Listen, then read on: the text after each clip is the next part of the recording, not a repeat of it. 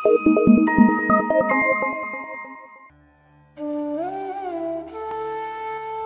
باللہ من الشیطان الرجیم، بسم اللہ الرحمن الرحیم۔ سامعین و ناظرین، السلام علیکم ورحمۃ اللہ وبرکاتہ۔ اردو گرامر کے ساتھ آپ کی خدمت میں حاضر ہوں۔ آپ سے گزارش ہے اس چینل کو سبسکرائب کریں اور آج کی ویڈیو کو آخر تک دیکھیں تاکہ آج کے عنوان کے حوالے سے سبھی باتیں آپ کی سمجھ میں اچھی طرح آ جائیں۔ اردو گرامر میں آج ہم نے جس عنوان کا انتخاب کیا ہے وہ بہت زیادہ اہم عنوان ہے، وہ ہے جملے کی تختی یا ترکیب نحوی کرنا، یعنی جملے کو ہم ٹکڑوں میں کس طرح تقسیم کر سکتے ہیں، کیونکہ تختی کے معنی ہے ٹکڑے ٹکڑے کرنا یا ان کو ترکیب دینا، آپس میں ملانا، یعنی مختلف اجزاء کو ملا کر جملہ بنانا۔ یہ کس طرح ہو سکتا ہے؟ اس کے لیے سب سے پہلے ہمیں یہ جان لینا چاہیے کہ جملہ کسے کہتے ہیں یا کلام تام سے مراد کیا ہے۔ تو جملہ یا کلام تام سے مراد کیا ہے؟ الفاظ کا وہ مجموعہ جو پورا مطلب دیتا ہے، یعنی جملہ یا کلام تام وہ ہوتا ہے جو الفاظ سے بنتا ہے لیکن جو پورا مطلب بھی دیتا ہے اور سننے والے کو مزید سننے کا انتظار نہیں کرنا پڑتا، جملہ یا کلام تام کہلاتا ہے۔ کلام تام جملہ کی تعریف کیا ہے؟ وہ الفاظ کا وہ مجموعہ جو پورا مطلب دیتا ہے اور سننے والے کو مزید سننے کا انتظار نہیں کرنا پڑتا، جملہ یا کلام تام کہلاتا ہے۔ مثلا اب دیکھیے حامد ذہین ہے، یہ پورا مطلب دیتا ہے، یہ مطلب اس کا پورا ہو گیا، لہٰذا جو سننے والا ہے اسے مزید سننے کا انتظار نہیں کرنا پڑتا کہ اور بھی کچھ کہا جائے۔ اسی طرح فروا کتاب پڑھتی ہے، یہ بھی پورا مطلب دیتا ہے، لہٰذا یہ جملہ یا کلام تام ہے۔ اس طرح بچہ روتا ہے، اس سے بھی پورا مطلب ہمیں سمجھ میں آتا ہے، لہٰذا اسے کہتے ہیں جملہ یا کلام تام۔ اب جملے کے اپنے کچھ اجزاء ہوتے ہیں، اجزاء جز کی جمع ٹکڑے ہوتے، حصے ہوتے، جس طرح میں نے ہم سے کہا کہ تختی کی معنی کیا؟ ٹکڑے ٹکڑے کرنا، یا ترکیبی نحوی کا مطلب ہے کہ مختلف اجزاء کو آپس میں ملا کر ایک جملہ بنانا۔ لہٰذا جملے کے جو اجزاء ہوتے ہیں بنیادی طور پر وہ دو اجزاء ہیں، ایک ہے مسند الیہ اور ایک ہے مسند، اور ان دونوں کو کہا جاتا ہے اسناد۔ اسناد سند کی جمع ہے، سند سرٹیفکیٹ، دلیل وغیرہ کو کہتے ہیں، ثبوت کو کہتے ہیں۔ تو مسند الیہ اور مسند کو جب ہم آپس میں ان کو ملاتے ہیں تو ان کو اسناد کہا جاتا ہے۔ یاد رکھیں یہ مسند الیہ یہ مسند نہیں ہے اور یہ مسند ہے۔ مثلا آپ دیکھیں حامد ذہین ہے، اس میں ہم مسند الیہ اور مسند کو کس طرح پہچان سکتے ہیں؟ تو حامد چونکہ یہاں پر کیا ہے، اس کے متعلق بات ہو رہی ہے، تو یہاں مسند الیہ ہے حامد اور ذہین ہے یہ مسند ہے۔ آئیے ان کی تعریف جانتے ہیں کہ مسند الیہ سے مراد کیا ہے اور مسند کسے کہتے ہیں۔ تو جملوں میں جس شخص یا چیز کے بارے میں کچھ کہا جائے، جملے میں جس شخص یا چیز کے بارے میں کچھ کہا جائے تو اسے کیا کہتے ہیں؟ اسے مسند الیہ کہتے ہیں۔ یہاں آپ دیکھیں کہ یہاں بات ہو رہی ہے کس کے بارے میں ہو رہی ہے؟ حامد کے بارے میں بات ہو رہی ہے، لہٰذا یہاں حامد کیا ہے؟ یہ مسند الیہ ہے۔ اسی طرح آپ دیکھیں ذہین اس کا دوسرا حصہ ہے، مسند ہے۔ مسند کی تعریف کیا ہے؟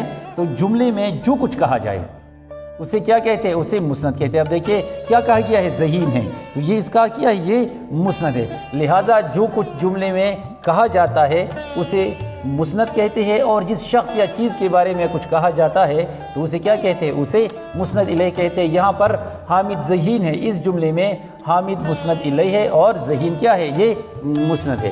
اب ہم آتے ہیں جملہ اسمیہ کی طرف کہ جملہ اسمیہ سے کیا مراد ہے؟ جملہ اسمیہ سے مراد وہ ہے کہ جس جملے کا مسند الیہ اور مسند دونوں اسم ہوں، یعنی یہ دونوں اسم ہو، جس طرح ہم نے مثال دی تھی کہ حامد ذہین ہے۔ اب دیکھیں اس میں مسند الیہ کیا ہے؟ یہ حامد ہے، تو حامد بھی اسم ہے، ذہین ہے، ذہین بھی کیا ہے؟ یہ ایک اسم ہے۔ تو اسی وجہ سے جب جملے میں مسند الیہ بھی اسم ہو اور مسند بھی اسم ہو تو ایسے جملے کو کہا جاتا ہے جملہ اسمیہ۔ اب جملہ اسمیہ کی اجزاء کیا ہے؟ ٹکڑے کیا ہے؟ حصے کیا ہے؟ تو بنیادی طور پر جملہ اسمیہ کی 3 اجزاء ہوتے ہیں، نمبر 1 مبتدا، نمبر 2 خبر اور نمبر 3 فعل ناقص۔ مثالوں کے ذریعے آئیے سمجھنے کی کوشش کرتے ہیں کہ مثلا یہ ایک جملہ ہے، فراز فرمانبردار لڑکا ہے۔ یہاں آپ دیکھیں فراز اس میں کیا ہے؟ مبتدا ہے، اور یہ مبتدا کیا ہے؟ یہ مسند الیہ ہے۔ اسی طرح فرمانبردار لڑکا ہے، یہ باقی حصہ ہے فرمانبردار، اس کیا ہے؟ فرمانبردار لڑکا، یہ ہے خبر۔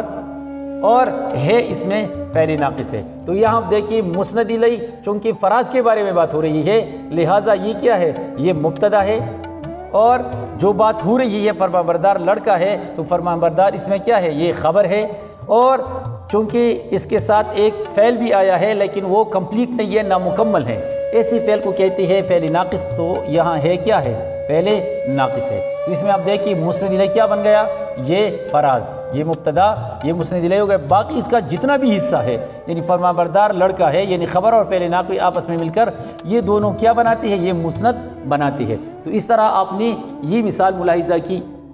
یہ مثال بھی آپ ملاحظہ کر سکتے ہیں، فریحہ قابل لڑکی ہے۔ فریحہ آپ دیکھیے یہ کیا ہے، یہ مبتدا ہے، قابل لڑکی خبر ہے، اور ہے اس کے ساتھ کیا ہے، فعل ناقص ہے۔ لہٰذا یہاں فریحہ مبتدا ہے، تو یہاں مبتدا کی صورت میں مسند الیہ ہے، فریحہ، مسند الیہ فریحہ۔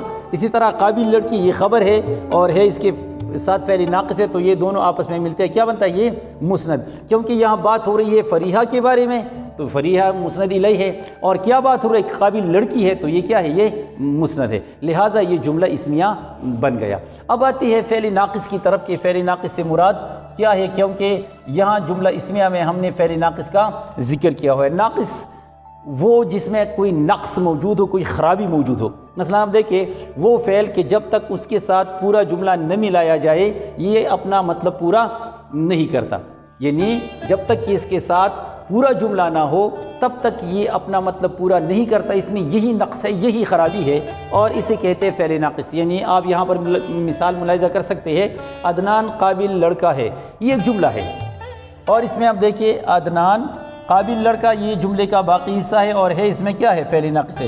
یہاں اگر ہم صرف ہے لکھتے ہیں، ہے، اس کا کیا مطلب ہے، کچھ نہیں، جب تک کہ یہ پورا جملہ اس کے ساتھ نہ مل جائے یہ پورا مطلب نہیں دیتا۔ اردو میں ہمارے ہاں جو فعل ناقص کی اقسام ہے یا فعل ناقص کی صورت ہے یا شکل ہے وہ یہ ہے، ہیں، ہو، ہوں، تھا، تھے، تھی، تھیں وغیرہ۔ یہ اردو میں فعل ناقص کی اقسام ہیں یا فعل ناقص کی صورت ہے۔ پھر یہاں ہم آئیں گے جملہ فعلیہ کی طرف، کہ جملہ فعلیہ سے مراد کیا ہے۔ آئیے اب جملہ فعلیہ کے بارے میں جاننے کی کوشش کرتے ہیں کہ جملہ فعلیہ سے مراد کیا ہے۔ تو جملہ فعلیہ کی تعریف یہ ہے کہ جس جملے کا مسند الیہ تو اسم ہو لیکن مسند میں کوئی نہ کوئی فعل پایا جائے، جملہ فعلیہ کہلاتا ہے۔ جملہ فعلیہ کون سا ہوتا ہے، یعنی جس کا مسند الیہ تو کیا ہو، وہ اسم ہو، اور ظاہر بات ہے کہ مسند الیہ ہمیشہ اسم ہوتا ہی ہے، لیکن اس کے مسند میں کوئی نہ کوئی فعل ہو تو اسے کہتے ہیں جملہ فعلیہ۔ اب یہاں آپ مثال ملاحظہ کر سکتے ہیں، جیسے اجمل سبق پڑھتا ہے، یہ ایک جملہ ہے، اس میں اب دیکھیے کہ اجمل کیا ہے، یہ مسند الیہ ہے، اور باقی جو حصہ ہے یہ مسند ہے۔ اس مسند میں اب دیکھیے کہ سبق تو اسم ہے لیکن پڑھتا ہے اس میں کیا ہے، یہ فعل ہے، یا اس کو فعل تام کہتے ہیں، مکمل فعل ہے، یہ پورا مطلب دیتا ہے۔ اسی طرح یہ آپ ملاحظہ کر سکتے ہیں کہ بچہ روتا ہے، اس میں اب دیکھیے بچہ کیا ہے، مسند الیہ ہے، روتا ہے اس میں کیا ہے، مسند ہے، تو یہ مسند کیا ہے، یہ فعل ہے۔ تو اگر جملے میں کوئی فعل موجود ہو تو اسے کیا کہتے ہیں، اسے جملہ فعلیہ کہتے ہیں۔ یہاں پر آپ ملاحظہ کر سکتے ہیں اس کے اجزاء کیا ہے، جس طرح ہم نے جملہ اسمیہ کے بارے میں کہا تھا کہ اس کے بنیادی اجزاء مبتدا، خبر اور فعل ناقص ہے۔ جملہ فعلیہ کے اجزاء وہ ہے فاعل، مفعول اور فعل۔ یعنی آپ دیکھیے فاعل کسے کہتے ہیں، کام کرنے والے کو کہتے ہیں، مفعول جس پر کوئی کام واقع ہو، اور فعل کام کو کہتے ہیں لیکن اس میں زمانہ ضروری ہے۔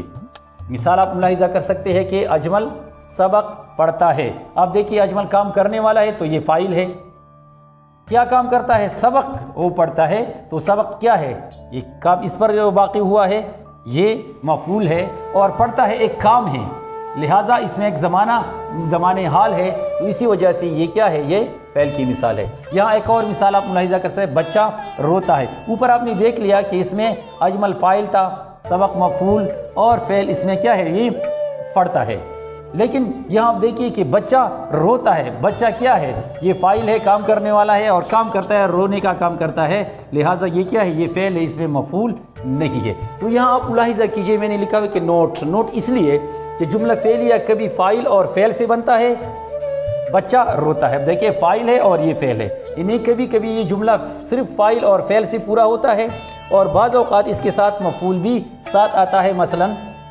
अजमल सबक पढ़ता है, यानी अजमल क्या है, ये फ़ाइल है, पढ़ता है फ़ेल है और मफ़ूल इसमें सबक है। यहाँ देखिए बच्चा रोता है, ये फ़ाइल और ये फ़ेल है। इसी तरह अजमल सबक पढ़ता है, अजमल फ़ाइल है, सबक मफ़ूल है और पढ़ता है फ़ेल है। तो बाज़ औक़ात ये जुमला सिर्फ फ़ाइल और फ़ेल से पूरा होता है और बाज़ औक़ात इसमें मफ़ूल भी आ जाता है।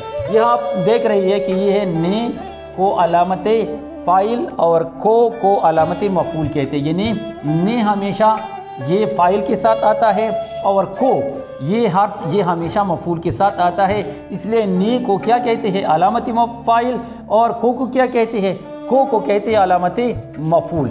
यहाँ आप मुलाहिज़ा कर सकते हैं कि जुमला इस्मिया और फ़ेलिया की तख्ती या तरकीबी नहवी अब हम किस तरह करेंगे। इससे पहले आपने जान लिया कि जुमला किसे कहते हैं, फिर आपने जुमला इस्मिया की तारीफ़ जान ली, फिर इसके बाद आपने जुमला फ़ेलिया की तारीफ़ जान ली, साथ साथ आपने फ़ाइल फ़ेल मफ़ूल के बारे में, मुब्तदा ख़बर और फ़ेल नाक़िस के बारे में, और मुस्नद इलैह और मुस्नद के बारे में, ये तमाम बातें आपने सीख ली। अब देखते हैं कि ये तमाम चीज़ें इन जुमलों में यानी जुमला इस्मिया और फ़ेलिया में किस तरह आ सकती है। तो यहाँ देखिए कि हम इसकी पहचान किस तरह कर सकते हैं कि जुमला इस्मिया किस तरह हो सकता है और जुमला फ़ेलिया। तो इसकी पहचान के लिए आसान तरीक़ा ये है कि जिस जुमले में फ़ेल ताम यानी काम आया हो किसी ज़माने में, इसमें ज़िक्र हो, तो उसे जुमला फ़ेलिया कहते हैं। यानी आसान सी बात यह है कि अगर आप जुमले को देखते हैं, इसी जुमले में अगर किसी काम का ज़िक्र है किसी ज़माने में तो वो जुमला फ़ेलिया होगा, और अगर किसी काम का ज़िक्र नहीं है तो वो जुमला इस्मिया हो सकता है। वहाँ पर आप मिसालें देख सकते हैं। यानी फ़र्ज़ करें हम ये लिखते हैं कि अजमल ज़हीन है, आप यहाँ देखिए इसमें कोई काम नहीं है, कोई काम नहीं करता, तो ये जुमला इस्मिया है। यही अजमल में लिखता हूँ, अजमल सबक पढ़ता है, यहाँ आप देखिए कि इसमें पढ़ता है, ये क्या है, ये एक काम है, यानी पढ़ने का काम है, तो इसीलिए ये जुमला फ़ेलिया हो गया। अब आते हैं अपने असल मकसद की तरफ कि जुमला इस्मिया या जुमला फ़ेलिया की तरकीबी नहवी या तख्ती हम किस तरह कर सकते हैं। तो पहले हम लेते हैं जुमला इस्मिया की तरकीबी नहवी को। एक जुमला है अदनान ज़हीन है, इस जुमले को हम किस तरह टुकड़े टुकड़े करेंगे। आपने पहचान लिया कि आप देखिए इसमें कोई काम नहीं है, काम का जिक्र नहीं है, तो ये जुमला क्या है, इस्मिया है। हम इसकी तख्ती इस तरह कर सकते हैं कि अदनान इसमें क्या है, मुब्तदा है, ज़हीन इसमें क्या है, ख़बर है, और है इसमें क्या है, फ़ेल नाक़िस है। तो यहाँ आप देखिए कि मुब्तदा ये क्या हो गया, ये मुस्नद इलैह हो गया। इसी तरह जो बाकी हिस्सा है यानी ज़हीन है, ख़बर और फ़ेल नाक़िस दोनों आपस में मिलकर इनसे क्या बना, इनसे मुस्नद बन गया, लिहाजा ये जुमला क्या हो गया, जुमला इस्मिया हो गया। एक और मिसाल आप मुलाहिज़ा कर सकते हैं, हिरा और रिदा ज़हीन है, तो हिरा इसमें क्या है, मातूफ़ अलैह है, और इसमें हर्फ़ अतफ़ है, रिदा मातूफ़ है। आपने इसके बारे में शायद पढ़ा हो, लेकिन अगर नहीं पढ़ा तो इसके हवाले से मैंने कुछ वीडियोज़ की है, वहाँ मुलाहिज़ा कर सकते हैं कि मुरक्कबात आप जान सकते हैं। तो यहाँ आप देखिए कि मातूफ़ अलैह और हर्फ़ अतफ़ और मातूफ़ ये तीनों मुब्तदा बन गए, और अगर हम मुरक्कब के हवाले से ले लें तो ये है मुरक्कब अतवी। तो यहाँ पर ये मुरक्कब अतवी जो मातूफ़ अलैह और मातूफ़ से और हर्फ़ अतफ़ से बना है, ये हो गया मुब्तदा।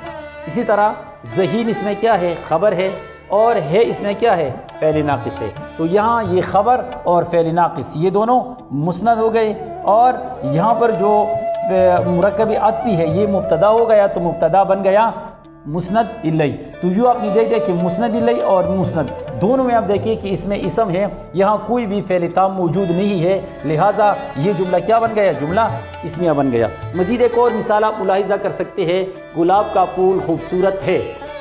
यहाँ आप देखिए गुलाब इसमें क्या है, मुज़ाफ़ इलैह है, हर्फ़ इज़ाफ़त इसमें है खा, और फूल इसमें क्या है, मुज़ाफ़ है, ये मुरक्कब इज़ाफ़ी हो गया। फिर मैं आपसे कहूँगा कि वहाँ पर आप मुलाहिज़ा कर सकते हैं कि मुरक्कबात क्या क्या है और इनकी तारीफ़ें मिसालें वगैरह क्या है, दूसरी वीडियोज़ में आप वहाँ पर मुलाहिज़ा कर सकते हैं। यहाँ आप देखिए कि मुज़ाफ़ इलैह, हर्फ़ इज़ाफ़त और मुज़ाफ़ से क्या बन गया, मुरक्कब इज़ाफ़ी, और ये मुरक्कब इज़ाफ़ी हो गया मुब्तदा। और जो बाकी हिस्सा है खूबसूरत, ये ख़बर है, और है इसमें क्या है, फ़ेल नाक़िस है। तो ख़बर और फ़ेल नाक़िस जब आपस में मिली तो इनसे बन गया मुस्नद। और यहाँ पर जो मुरक्कब इज़ाफ़ी है यानी गुलाब का फूल, یہ مبتدا ہو گیا اور مبتدا بن گیا مسند الیہ۔ تو یہاں دیکھیے مسند الیہ اور مسند، ان دونوں میں کہیں بھی کوئی فعل موجود نہیں، فعل تام اس میں نہیں ہے، اسی لیے یہ جملہ کیا ہو گیا؟ یہ جملہ اسمیہ ہو گیا۔ تو امید ہے کہ اس حوالے سے آپ نے اچھی طرح جانا ہوگا۔ اب آتے ہیں جملہ فعلیہ کی تقطیع یا ترکیبی نحوی کی طرف کہ جملہ فعلیہ کو ہم ٹکڑوں میں کس طرح استعمال کر سکتے ہیں۔ یہاں آپ مثال ملاحظہ کر سکتے ہیں، ایک جملہ ہے بچہ روتا ہے۔